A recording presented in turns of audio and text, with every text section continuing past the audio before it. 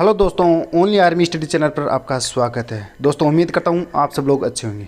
तो आज मैं आपके लिए लेकर आया हूँ मॉडल पेपर 4 जिसका नाम रखा गया है राफेल धासु टेस्ट, और जिसमें बहुत ही मज़ा आने वाला है 50 क्वेश्चनों के इस टेस्ट में।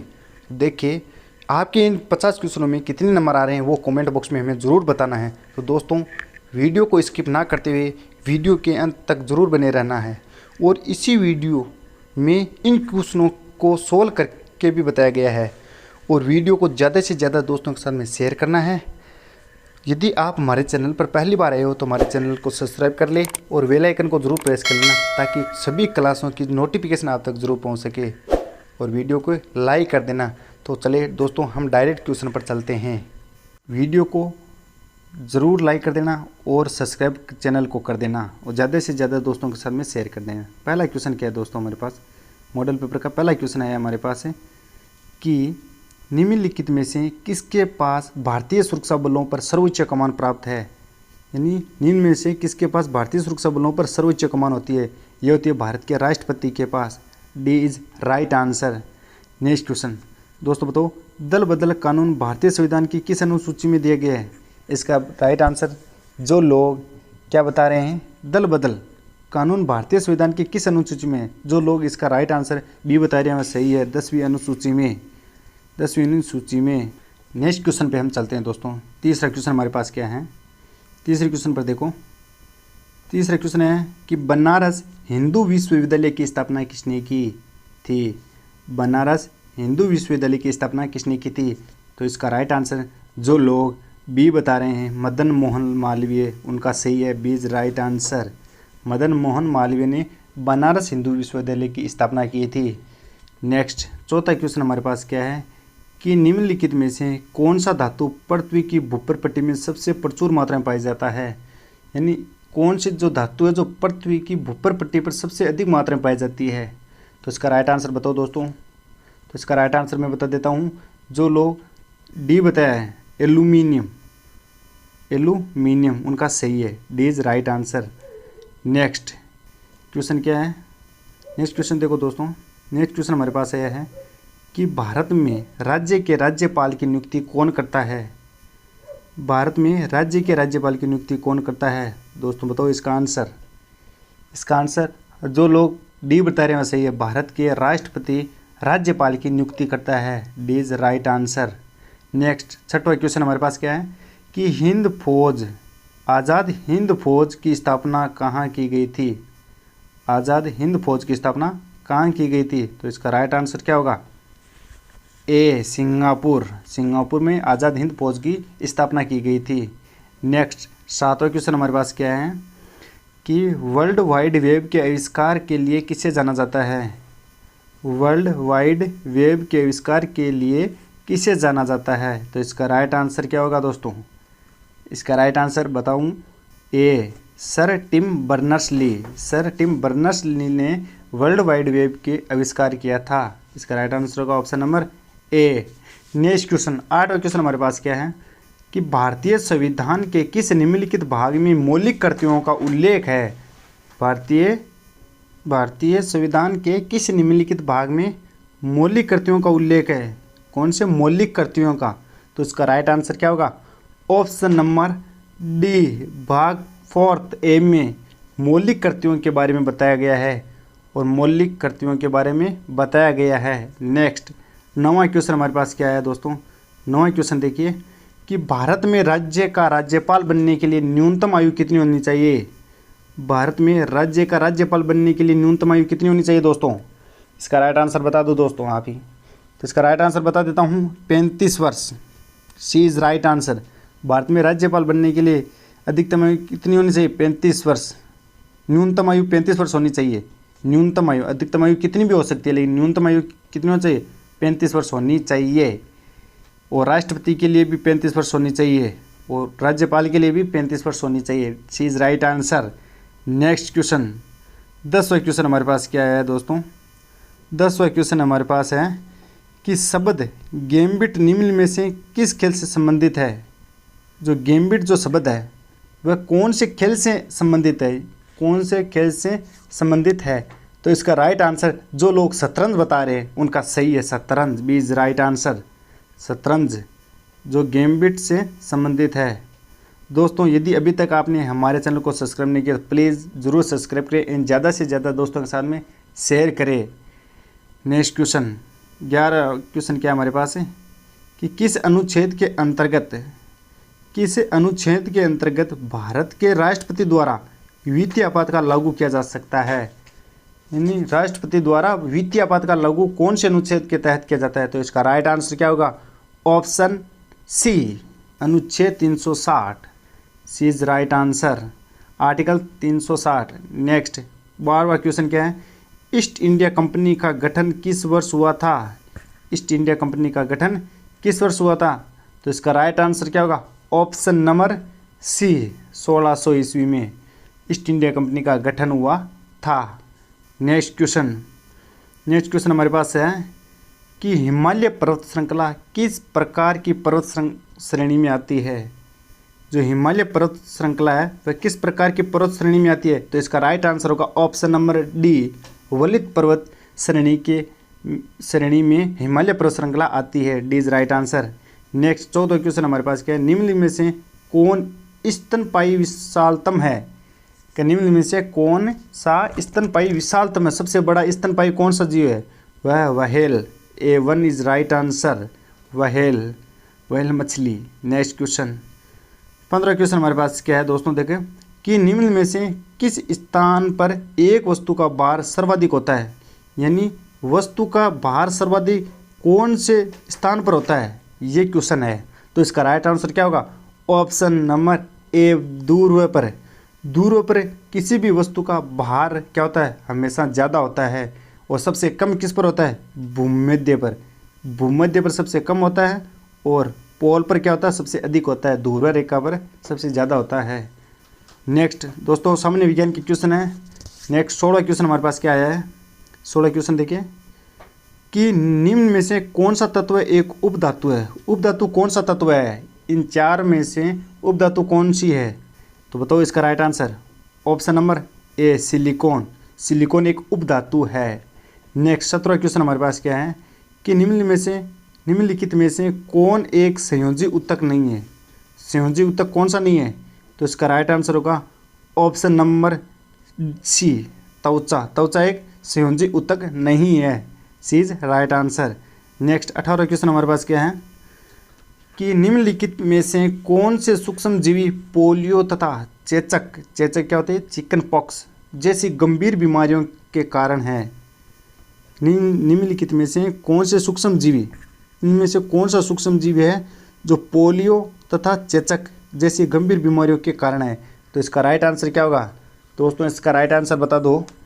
इजी है, विषाणु।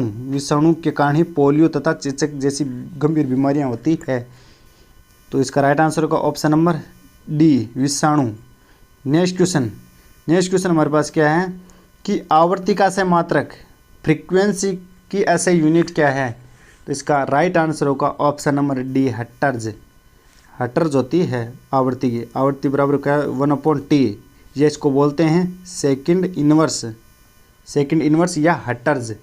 हर्ट्ज वैज्ञानिक थे तो उन्होंने अपने ही नाम पर रख लिया हर्ट्ज। तो D is right answer. Next 20वां क्वेश्चन हमारे पास क्या है कि ओजोन ऑक्सीजन का एक है। ओजोन है जो ऑक्सीजन का क्या है? ओजोन का फॉर्मूला होता है O3। तो ओजोन ऑक्सीजन का क्या एक अपरूप है? तो 1 इज राइट आंसर, अपरूप। ओजोन है जो ऑक्सीजन का एक अपरूप है। नेक्स्ट 21वां क्वेश्चन हमारे पास क्या है कि सूर्य के किरणों से कौन सा विटामिन प्राप्त होता है? सूर्य की किरणों से कौन सा विटामिन प्राप्त होता है? तो बताओ दोस्तों, सूर्य की किरणों से कौन सा विटामिन प्राप्त होता है? तो राइट इज आंसर कौन सा होगा? डी, विटामिन डी प्राप्त होता है सूर्य से। नेक्स्ट हमारे पास क्या है? 22वां क्वेश्चन देखें कि प्रकाश की गति सर्वाधिक किस में होती है? प्रकाश की गति सर्वाधिक किस में होती है? तो इसका राइट आंसर क्या होगा?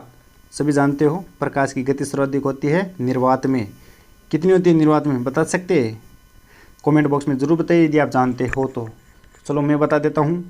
3 × 10⁸ मीटर प्रति सेकंड। 3 × 10⁸ मीटर प्रति सेकंड होती है प्रकाश की चाल निर्वात में। नेक्स्ट 23 क्वेश्चन क्या है कि विद्युत धारा का एसआई मात्रक क्या है, इलेक्ट्रॉनिक करंट का एसआई मात्रक क्या है। तो इसका राइट आंसर होगा option number C, ampere. Ampere विद्युत धारा की एसआई यूनिट होती है। नेक्स्ट 24वां क्वेश्चन हमारे पास क्या है कि इलेक्ट्रॉन प्रदान करने की प्रक्रिया क्या होती है। इलेक्ट्रॉन देना तो ऑक्सीकरण में क्या होती है, प्रोटॉन सबसे अधिक होता है। तो प्रोटॉन कब होंगे, जब वो इलेक्ट्रॉन को त्याग देगा, यानी इलेक्ट्रॉन देगा किसी को। तो इलेक्ट्रॉन प्रदान करने की प्रक्रिया क्या कहलाती है, ऑक्सीकरण। तो ए इज राइट आंसर।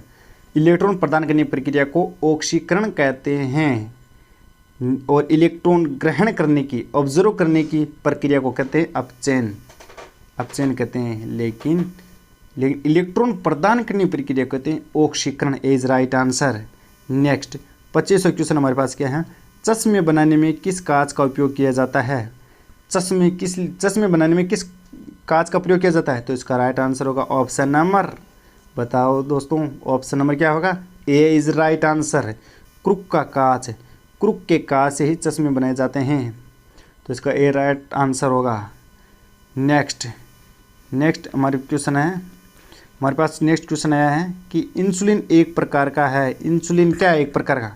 दोस्तों बता दो इंसुलिन एक प्रकार का क्या है। जो लोग इसका आंसर ए बता रहे हैं हार्मोन है इंसुलिन एक प्रकार, तो वह राइट है। इंसुलिन एक प्रकार का हार्मोन है। नेक्स्ट क्वेश्चन कि निम्नलिखित में से कौन सा एल्यूमिनियम का आयस्क है।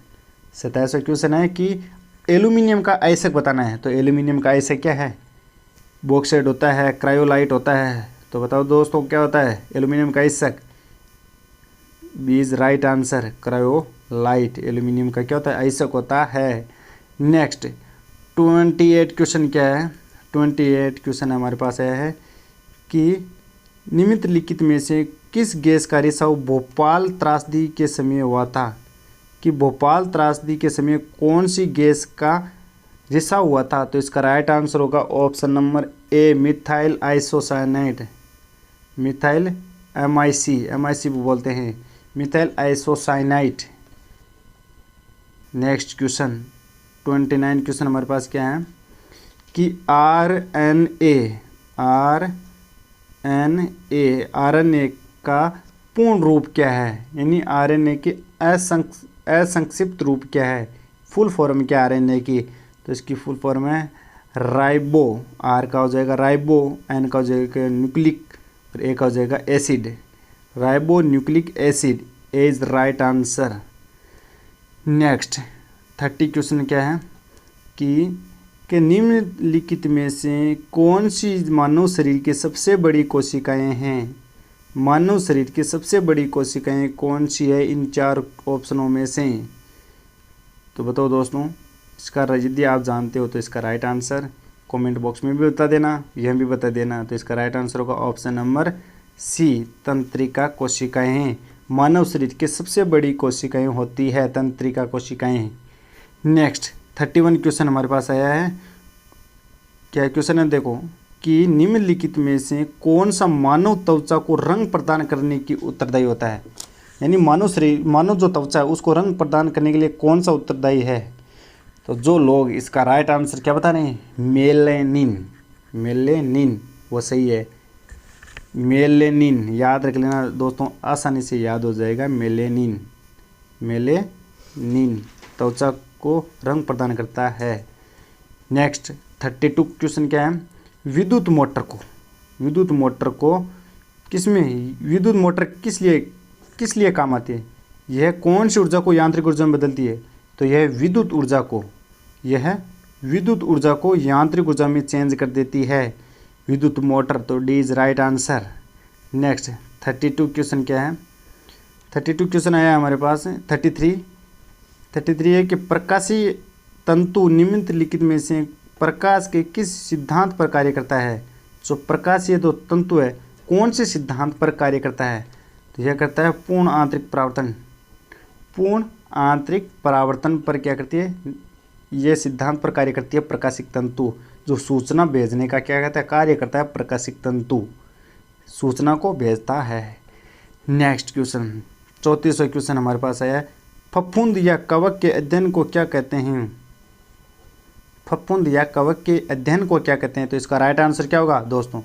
डी इज राइट आंसर, जीव विज्ञान। जीव विज्ञान के अध्ययन में हम फफूंद या कवक के बारे में जानते हैं। नेक्स्ट 35वां क्वेश्चन क्या आया है कि निम्नलिखित में से कौन सा जीवाणु दही के गठन के लिए उत्तरदायी है? यानी दही को बनाने में कौन सा जीवाणु यूज आता है, यानी कौन सा जीवाणु काम आता है? तो वह है लैक्टोबैसिलस। लैक्टोबैसिलस, तो सी इज राइट आंसर। लैक्टोबैसिलस से ही दही का गठन होता है, दही का निर्माण होता है। ये एक प्रकार का जीवाणु है लैक्टोबैसिलस, तो सी इज राइट आंसर। दोस्तों चैनल को सब्सक्राइब नहीं किया तो सब्सक्राइब कर दे एंड बेल आइकन को ज़रूर प्रेस कर ले और ज़्यादा से ज़्यादा दोस्तों के साथ में शेयर करें। तो नेक्स्ट क्वेश्चन पे हम चलते हैं। मैथ के क्वेश्चन आ गए हमारे पास, हम मैथ के क्वेश्चन करेंगे। पहला क्वेश्चन देखो क्या है, 36वां क्वेश्चन क्या है कि निम्नलिखित में से कौन सा पूर्ण वर्ग का इकाई अंक नहीं है? इकाई अंक नहीं हो सकता। तो दोस्तों बताओ, 4 किसी के अंत में आते हैं, इकाई के अंक में आते हैं, क्योंकि 2 का वर्ग डायरेक्ट दिख रहा है 4 होता है, कोई बात नहीं। नेक्स्ट 6 किसी के इकाई का अंक होता है? हाँ होता है, 6 होता है 36 का, 36 में आता है ना 6 इकाई का अंक, तो वह भी सही है, बी भी सही, ए भी सही। नेक्स्ट क्या है, 9वां देखो, चौथा देखो 9, ये तो 3 का डायरेक्ट वर्ग दिख रहा है 9, जबकि कभी 8 देखा है आपके? 8 नहीं आता है, किसी के इकाई का अंक 8 नहीं होता है, तो इसका राइट आंसर होगा ऑप्शन नंबर सी 8। नेक्स्ट 37वां क्वेश्चन हमारे पास क्या है, 37वां क्वेश्चन देखिए। तो नेक्स्ट दोस्तों 37वां क्वेश्चन हमारे पास क्या आया है कि अमर एक कार्य को 30 दिन में पूरा कर सकता है तथा रमन उसी कार्य को 15 दिन में पूरा कर सकता है। यदि दोनों मिलकर कार्य को 4 दिन में यदि दोनों मिलकर कार्य को करें तो 4 दिन में कुल कार्य का कितना प्रतिशत काम पूरा हो जाएगा? देखो दोस्तों, इस क्वेश्चन को हम कैसे करेंगे, अमर ए कार्य को यहाँ पर लिख लेते हैं अमर, और इधर क्या है रमन, ये दोनों हैं, और ये दोनों क्या है, ये काम कर रहा है 30 दिन में और ये कर रहा है 15 दिन में। इनका क्या होता है, एलसीएम कितना आता है हमारे पास 30, ये कितने दिन में करता है 1 दिन में, और ये 2 दिन में करता है, टोटल कितने दिन में हो गया 3 दिन में। कार्य कितना है 30, दिन कितने 3, तो कितना आ जाएगा 10 आ जाएगा। नेक्स्ट पे क्या है दोस्तों, 10 आ गया ना। तो अब देखो ये 4 दिन में कुल कार्य का कितना प्रतिशत कार्य कर पाएंगे? तो ये हमारे पास कितना है 10 दिन आए थे, लेकिन क्वेश्चन क्या बोल रहा है कि ये 1 दिन में 10 दिन आया था, 1 दिन में 10 कार्य आया था, तो ये 4 दिन में कुल कार्य का कितना प्रतिशत काम पूरा कर देंगे? तो ये 4 × 1, इधर भी क्या हो जाएगा 10 × 4, तो यह 4 दिन में कितना कार्य कर देंगे? तो यह 4 दिन में कितना कार्य कर देंगे? 40 कार्य कर देंगे, 40%, तो 40% आ जाएगा। तो इसका राइट आंसर क्या होगा? Option number C 40। समझ आ गया होगा दोस्तों, उम्मीद करता हूँ। नेक्स्ट वजन जगह नहीं होने के कारण कुछ डिफ़िकल्टी समझा रहा हूँ, इसलिए थोड़ा सा समझने की प्रयास करें, बहुत ही ईजी तरीके से समझा रहा हूँ। तो इसका राइट आंसर होगा ऑप्शन नंबर सी 40। इस वीडियो को दोबारा पॉज करके वापस देखना, ये आपके समझ में आ जाएगा। नेक्स्ट क्वेश्चन क्या है दोस्तों, 38वां क्वेश्चन है कि यदि 347P 9 से विभाजित है तो P का मान ज्ञात करो।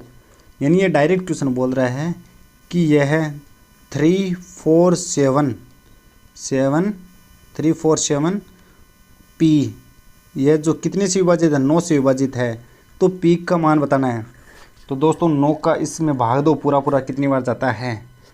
तो देखो दोस्तों, भाग जाता है इसका 9 तेरी 27, तो कितना बचा 7, उतारा 7, 9 अंटा की 72। दोस्तों 72 आने पर कितना बचता है शेषफल? 5 आप इधर लिख देता हूँ, नीचे की संख्या में इधर लिख रहा हूँ 5।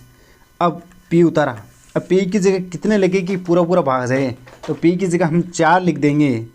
यदि P की जगह मैं 4 लिख रहा हूँ, इस P की जगह मैं 4 लिख रहा हूँ, तो 54, तो 54 में भाग कितनी बार जाता है? 6 बार। 6 बार कितना जाता है 54 आ जाता है। तो सेंस पर 0 बचता है, पूरा पूरा बाहर जाता है। जब पी की जगह हम क्या लिखें 4 लिखें तो इसका राइट आंसर क्या होगा ऑप्शन नंबर सी 4। इसी तरीके से आप कर सकते हो, इजी तरीका है, सबसे आसान तरीका है ये। तो इसका राइट आंसर होगा कौन सा सी। पी की जगह में क्या लिखेंगे 4 लिखने पर यह 9 से पूर्ण रूप से विभाजित होगा। नेक्स्ट 38वां क्वेश्चन क्या है दोस्तों, यदि अभी तक आपने हमारे चैनल ओनली आर्मी स्टडी को सब्सक्राइब नहीं किया तो प्लीज़ सब्सक्राइब कर दे। एंड यदि आपको इन क्वेश्चनों की PDF चाहिए तो नीचे मैं लिंक दे रहा हूँ डिस्क्रिप्शन में, वहाँ से टेलीग्राम और व्हाट्सएप ग्रुप के वहाँ पर ज्वाइन हो जाना और इस मॉडल पेपर को आप वहाँ से क्या एक्टिव कर सकते हो, यानी ऑब्जर्व कर सकते हो वहाँ से। नेक्स्ट क्वेश्चन दोस्तों, वीडियो को लाइक कर देना यदि हमारे पढ़ाने का तरीका आपको अच्छा लग रहा है तो ज़्यादा से ज़्यादा दोस्तों के साथ में शेयर भी कर देना। नेक्स्ट 39वां क्वेश्चन हमारे पास आया है। 39वां क्वेश्चन देखो दोस्तों, एक वस्तु का अंकित मूल्य 7600 रुपये है तथा उसका विक्रय मूल्य 5472 रुपये हैं, तो छूट का प्रतिशत क्या होगा। तो छूट का प्रतिशत क्या होगा, तो बताइए दोस्तों छूट का प्रतिशत क्या होगा। इसको मैं बता देता हूँ कि अंकित मूल्य दिया हुआ है कितना 7600 रुपये। अच्छा, और क्या दे रखा है छूट दे रखी है, छूट हमको पता नहीं है, अक्ष अपॉन 100 कुछ छोटा लिख लेता हूँ दोस्तों जिससे समझ में आ जाए। देखो दोस्तों कि 7600 रुपये दिए हुए हैं इंटू परसेंट हमको पता नहीं कितनी परसेंट छूट है, तो बट्टा 100 इक्वल टू 5472 आ जाए लिख देने पर। 2 शून्य से 2 शून्य कटा और ये कितनी बार कटा 76 के बाद से ये कटता है 72 बार। कितनी बार 72 बार, चेक कर लेना 72 बार कट रहा है। तो अक्स का मान आया 72, तो छूट कितनी की थी, छूट बतानी हमको, तो छूट बताने के लिए 100 में से 72 निकालने पर कितना आता है, 72 निकालने पर हमारे पास आएगा 28। तो इसका राइट आंसर क्या होगा option number B 28। B is right answer. छूट का प्रतिशत क्या होगा 28% होगा। समझ में आएगा उम्मीद करता हूँ दोस्तों। नेक्स्ट क्वेश्चन क्या है 14 क्वेश्चन हमारे पास क्या आया है, देखो कि एक वस्तु का विक्रय मूल्य दिया हुआ है हमको, एक वस्तु का विक्रय मूल्य 4290 रुपये विक्रय मूल्य है और 34% की छूट दी गई है, तो अंकित मूल्य बताना हमको, अंकित मूल्य बताना हमको। देखो दोस्तों फिर हमसे क्या करते हैं कि जो अंकित मूल्य हमको ज्ञात करना है तो हम अंकित मूल्य को मान लेते हैं x, अंकित मूल्य को हम मान लेते हैं x इंटू छूट कितनी की है 34 की, तो कितने का 100 में से 34 निकालने पर कितना आता है, 100 में से 34 निकालने पर तो 66, 100 में से 34 निकालने पर 66 बट्टा 100 इक्वल टू 4290 रखने पर करने पर इसमें सोल्व कितना आएगा हमारे पास आएगा, इसमें पूरा पूरा भाग जाता है 65 बार और ये 2 शून्य उधर जाएगा, तो x बराबर कितना हो जाएगा 6500 रुपये। तो x बराबर 6500 रुपये, यानी अंकित मूल्य उसका था 6500 रुपये का 34% की छूट देने पर कितना रुपये आता है 4290 रुपये आते हैं। तो अंकित मूल्य क्या होगा इसका 6500 रुपये। तो 65 D is right answer, D is right answer 6500 रुपये होगा अंकित मूल्य। नेक्स्ट क्वेश्चन क्या है दोस्तों, नेक्स्ट क्वेश्चन हमारे पास आया है कि राजेश तथा महेश का मासिक आय का अनुपात दिया हुआ है। राजेश तथा महेश की मासिक आय का अनुपात क्रमशः 9 और 13 है और उनकी आय में 20,000 रुपये का अंतर है, तो महेश की मासिक आय क्या होगी। आसान तरीका है, बहुत ही ईजी क्वेश्चन दिया है हमको। देखो दोस्तों हम इसको सोल्व करते हैं। इसको सोल्व करने पर देखो राजेश एवं महेश का हमको अनुपात दिया हुआ है, मासिक अनुपात है 9:13 और ये क्या बोल रहा है 20,000 रुपये का अंतर है, तो 20,000 रुपये का अंतर दिया हुआ है।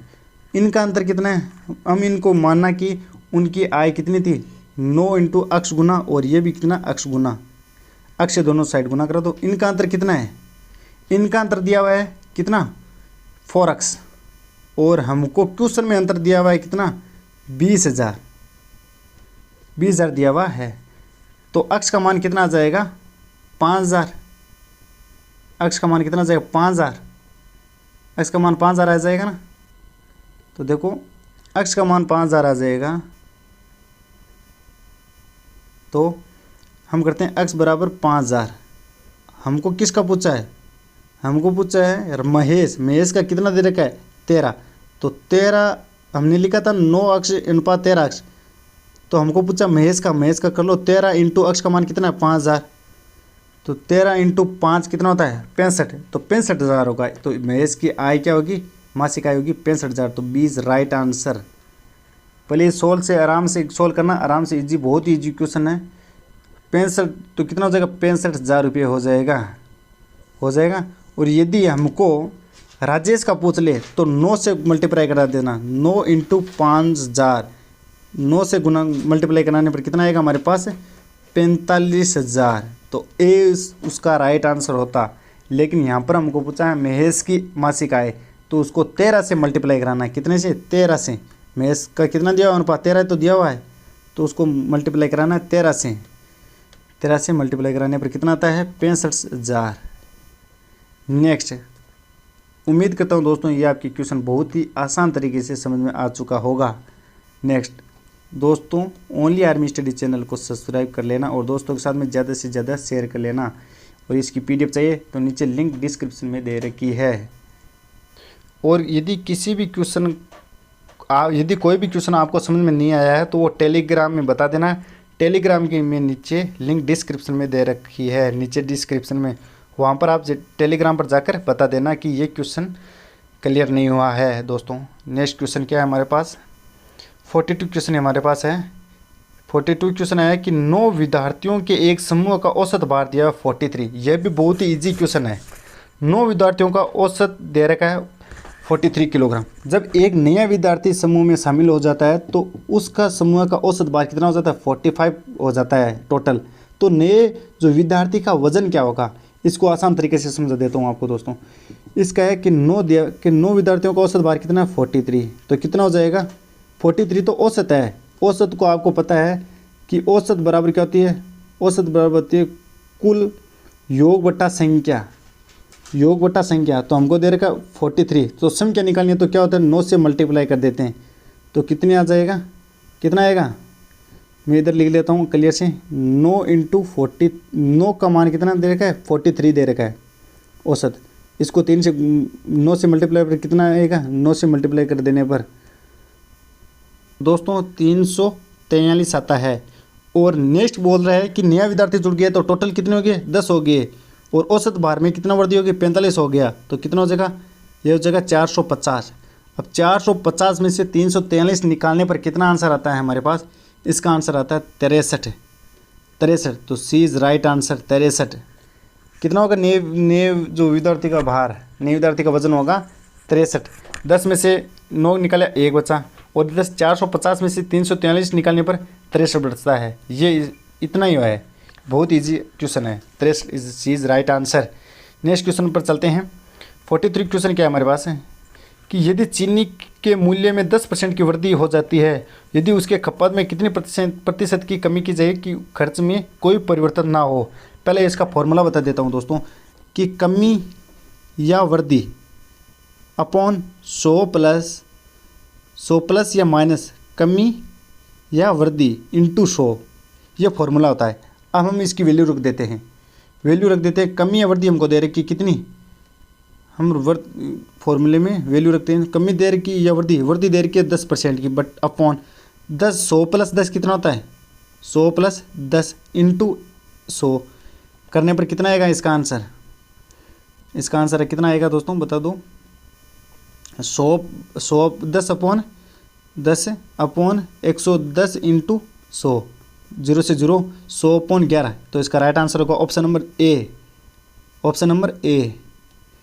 9.09। Option number A is right answer 9.09। Next question क्या है 44 क्वेश्चन हमारे पास है कि 2 क्रमागत प्राकृत संख्याओं का मान क्या होगा जिनके वर्गों का योग। 2 क्रमागत प्राकृत संख्याओं का मान क्या होगा जिनके वर्गों का योग कितना दे रखा 44। ऑप्शन से करो दोस्तों, ऑप्शन से पहला ही ऑप्शन लेते हैं हम, क्या है दो यानी ए का स्क्वायर प्लस बी का स्क्वायर करने पर कितना आएगा 145 आएगा। तो वो रखो, ए का मान रखा 8, 8 का हो जाएगा 64 और बी की जगह रखा 9, 9 का कितना हो जाएगा 81। इसका मान रखने पर इसको ऐड करने पर कितना था 145 आता है। तो ए इज़ राइट आंसर, पहला ऑप्शन इसका सही होगा। नेक्स्ट क्वेश्चन पर चलते हैं दोस्तों। नेक्स्ट क्वेश्चन ये आसानी से समझ में आ गया होगा। पहला ऑप्शन होगा 8 का कितना हो गया 64, 9 का कितना हो गया 81, तो इसको ऐड करने पर 145 आता है। तो A is right answer. Next question 45 question हमारे पास क्या आया है कि एक त्रिभुज के 3 कोणों के मापों का अनुपात कितना दे रखा है, 3:4:5 है। तो सबसे बड़े कोण की माप क्या होगी, हम जानते क्या हैं कि त्रिभुज के कोणों का योग कितना होता है 180 डिग्री होता है। अब इसे हम सोल्व कर लेंगे, इतना हमको पता होना चाहिए। तो देखो 3 इसको करने सोल्व करने पर क्या आता है दोस्तों कि 3x प्लस का 4x प्लस का 5x तीनों कोणों का योग बराबर कितना होगा 180। x वैल्यू रख लेनी है हमको, x की वैल्यू निकाल कर वापस उसी से मल्टीप्लाई करने पर हमारे को मान प्राप्त हो जाता है। ये सभी में ऐसे ही लागू होता है जिसमें अनुपात दे रखा होता है। तो 3x plus 4x plus 5x तीनों कोणों का योग कितना होता है 180, सही है। 5 4 9 यानी 5 4 9, 9 और 3 12 यानी 12x बराबर कितना 180 होता है। और x का मान कितना जाएगा, x का मान देखो दोस्तों कितना जाएगा, तो इसका कितना आएगा x का मान आएगा 15। अब ये x का मान मल्टीप्लाई करा दो किससे, हमको पूछा सबसे बड़ा कोण की माप। सबसे बड़ा कोण क्या है, यहाँ पर 5x दिया है, 5 दिया हुआ है, तो 5x से गुणा करा दो, मल्टीप्लाई करा दो 5x से, कितना आएगा 5 × 15 कितना आता है 75। तो A is right answer, A is right answer. 45 में क्या है ए 75%। नेक्स्ट क्वेश्चन, नेक्स्ट रीजनिंग के क्वेश्चन आ गया है दोस्तों। रीजनिंग के क्वेश्चन बहुत ही आसान होते हैं, सभी जानते हैं। तो इसमें से देख लेते हैं 46 क्वेश्चन क्या है कि एक विषम यानी दिए गए विकल्प में से संबंधित शब्द अक्षर को चुनिए। जैसे चिकित्सक को दिखाने कौन आता है रोगी, तो दुकानदार में कौन आएगा, दुकानदार में ग्राहक आएंगे, ग्राहक साहब आएंगे। चिकित्सक के पास रोगी आते हैं तो दुकानदार के पास ग्राहक आएंगे। तो B is right answer. Next 47 का क्वेश्चन है कि दिए गए विकल्पों में संबंधित अक्षर संख्या को चुनिए। तो देखो दोस्तों इसकी क्या, इसमें ये बहुत ही जूम से देखने पर मिलता है हमको 9 × 6 करने पर कितना एक 45, ये हमको पहले देख 9 × इन दोनों का मल्टीप्लाई करो तो ये 54 आ जाएगा। तो इन दोनों का मल्टीप्लाई कराने पर क्या आ जाएगा 9 × 8 कराने पर क्या आता है 72। तो 72 कौन से ऑप्शन में बता दो, 72 कौन से ऑप्शन में है, तो इसका राइट आंसर होगा option number B, option number B 72। Next question पर चलते हैं। नेक्स्ट क्वेश्चन है 48 क्या है हमारे पास कि दिए गए विकल्पों में विषम संबंध अक्षर संख्या चुनिए। तो देखो दोस्तों ए कितना पर आता है 1 प्लस ये 9 पर आई, ये आई है तो 9 1 कितना 10, ये सम संख्या ओके। ओ कितने पर आता है, ओ देखो तो 15 प्लस यू कितने पर आता है 21 पर, और ये कितना हो जाता है 36, ये भी सम संख्या है, ये अलग नहीं हो सकता है। नेक्स्ट करते हैं। नेक्स्ट हमारे पास क्या है, ऑप्शन नंबर देखते हैं। ये चौथा क्या है कि 9 प्लस आई का कितना 9 और ओ का कितना होता है, ओ कितने पर आता है 15 पे, 9 + 15 कितने होते हैं 9 + 15 होते हैं 24। तो ये भी सही है, ये भी सम संख्या है, कितने होते हैं 24 आते हैं, ये भी सम संख्या है। अच्छा तो तीसरा क्वेश्चन हमारे पास क्या है, तीसरा क्वेश्चन देखो ए कितने पर आता है 1 पर प्लस डी कितने पर आता है 4 पर, ये कितना होता है 5, जो कि इसमें विषम संख्या ही और सब में सम संख्या का योग आता है। तो इसमें होगा सी इज़ राइट आंसर। इसमें कौन सा होगा right answer, C is right answer होगा ए डी। नेक्स्ट 49वां क्वेश्चन हमारे पास क्या है, 49वां क्वेश्चन देखो दोस्तों कि हमारे पास कोई श्रृंखला दी हुई है और इस श्रृंखला में हमको पद चुनना है। नेक्स्ट वाला एक अनुक्रम दिया गया है और एक पद लुप्त है, दिए गए विकल्प में वह सही विकल्प चुनिए जो अनुक्रम का पूरा करे, अनुक्रम को पूरा करे। तो देखो 9 और 26 का अंतर देखो कितना आ रहा है 17, और 26 और 60 का अंतर देखो कितना आ रहा है 34 आ रहा है, और 60 और 111 का अंतर कितना आ रहा है 51 आ रहा है। तो ये 17 का मल्टीप्लाई चल रहा है, 17 की गुण चल रही है, 17 दूना 34 7 51, 7 चौक 68, तो 48 जोड़ने पर कितना आएगा इसमें 179। कितना आ रहा है इसमें आंसर आ रहा है इसमें कौन सा, इसका आंसर होगा बी 179। नेक्स्ट पद आएगा ना 179, तो B is right answer. Next question 17 का गुणा चल रहा है इसमें ना। 50वां क्वेश्चन, लास्ट वाला क्वेश्चन हमारे पास क्या है देखो दोस्तों, फाइनल क्वेश्चन है हमारे कि बी है जो ए का भाई है, बी है जो किसका ए का भाई है। अच्छा यानी ये दोनों भाई है, अभी इसका पता नहीं चला। अच्छा बी है जो ए का भाई है और ए जो सी का बेटा है, ए जो सी का बेटा यानी ये प्लस है, ये पुत्र है किसका सी का। अच्छा डी है जो सी के पिता है, डी है ये माना डी जो सी के क्या पिता है, यानी ये प्लस ये भी क्या है आदमी है, मेल है ना डी। तो बताना है कि बी है ये वाला इस डी से कैसे संबंध है, डी से कैसे संबंध रखता है। तो ये क्या लगता है डी की क्या लगता है पोता। तो इसका राइट आंसर क्या होगा ऑप्शन नंबर सी। इसको गहरे से समझो कि बी है जो डी से कैसे संबंधित है, बी है जो डी से कैसे संबंधित है, तो ये पोते से संबंधित है, पोता लगता है उसके, या दादा या पोता में से पोता लगता है। बी क्या लगता है डी का पोता लगता है। तो इसमें आंसर क्या होगा बताओ दोस्तों, इसका आंसर होगा ऑप्शन नंबर सी पोता, सी इज राइट आंसर। तो दोस्तों ये आज के हमारे क्वेश्चन थे, यदि दोस्तों अभी तक आपने सब्सक्राइब नहीं किया तो प्लीज़ चैनल को सब्सक्राइब कर दें, इन ज़्यादा से ज़्यादा दोस्तों को शेयर कर दें। और यदि अभी तक आपने हमारे चैनल को लाइक नहीं किया तो प्लीज़ लाइक कर दें ओनली आर्मी स्टडीज़ चैनल को। और दोस्तों यदि आपको इन क्वेश्चनों की PDF चाहिए तो नीचे लिंक दे रखी है डिस्क्रिप्शन में, टेलीग्राम और व्हाट्सएप ग्रुप की लिंक दे रखी है, वहाँ पर ज्वाइन हो जाइए, वहाँ पर आपको सारी PDF मिल जाती है। तो दोस्तों हम इसी प्रकार नेक्स्ट क्वेश्चनों के साथ, इंपॉर्टेंट क्वेश्चनों के साथ मिलेंगे। तब तक जय हिंद जय भारत।